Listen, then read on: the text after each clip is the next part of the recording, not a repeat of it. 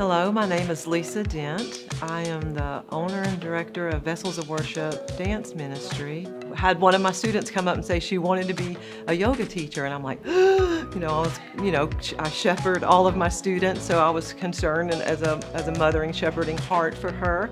So I began to seek out if there was a place that she could train and still continue in her deeper walk with the Lord and her walk of faith, and to be encouraged and discipled in that. And that's when YogaFaith came up. And I come to YogaFaith this weekend not even knowing what all the Lord was going to do, just seeing from the scriptures and the testimonials that it was full of like-minded people. I'm so grateful for the new friends that are divine connections that I know I've made this weekend, and on and off the mat.